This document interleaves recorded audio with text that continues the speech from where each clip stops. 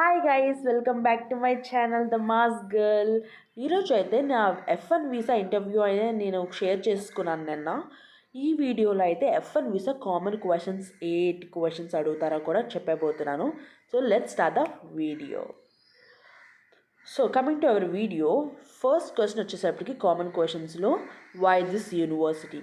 So why this యూనివర్సిటీలో మనం include చేయాల్సిన answer university ranking and the reputation of the university and the course curriculum and the something which is wanted to your professors or your course curriculum ఏదైనా add చేసుకోవచ్చు.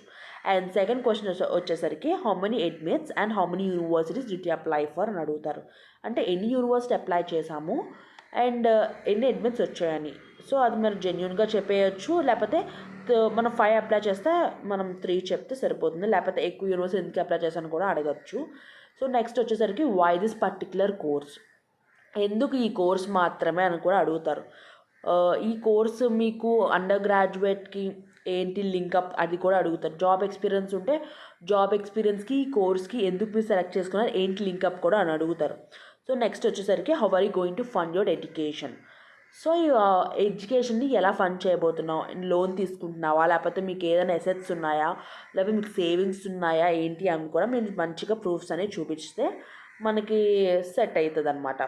So next వచ్చేసరికి why should I approve your visa, ఎందుకు నేను మీ వీసాని approve చేయాలి అని అడుగుతారు.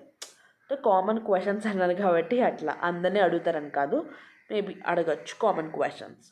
So why should I approve your visa అంటే దాన్ని బట్టి కూడా మనం ఫ్రేమ్ చేసుకోవచ్చు, మనకున్న ఫైనాన్షియల్గా లేకపోతే అకాడమికల్గా అది అన్ని ఫ్రేమ్ చేసుకొని మనం చేయొచ్చు. వీసా రిఫ్యూజ్ అయిన వాళ్ళకి ఎందుకు వీసా అనేది రిఫ్యూజ్ అయింది కూడా అది కూడా అడగచ్చు. So explain about your course curriculum అని అడుగుతారు. సో కోర్స్ కరికులం అనేది ఎన్ని క్రెడిట్స్ అయితే, కొంతమందికి కొన్ని క్రెడిట్స్ ఉంటాయి, కొన్ని కోర్సెస్కి ఒక 30 క్రెడిట్స్ ఉంటాయి, 36 క్రెడిట్స్ ఉంటాయి, 32 క్రెడిట్స్ ఉంటాయి. సో దాన్ని బట్టి మనం ఆన్సర్ అయితే చేయొచ్చు అనమాట. అండ్ మోర్ ఓవర్ ఎన్ని కోర్సెస్ ఉంటాయి, ఎన్ని ఎలెక్టివ్స్ ఉంటాయి, ఎన్ని థీసిస్ ఉంటాయి, ఎన్ని ప్రాజెక్ట్స్ ఉంటాయి, అవి కూడా దాని క్రెడిట్స్ కూడా మనం ఎక్స్ప్లెయిన్ చేయాలన్నమాట ఈ క్వశ్చన్లో.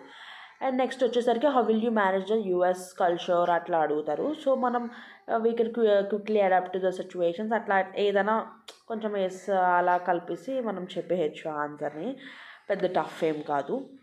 So technical questions, if you are taking a computer science background or something information systems or something data science, data analyst or something like this, they will ask the technical questions. What is the difference between array or tuple, or what is python, what is something like that.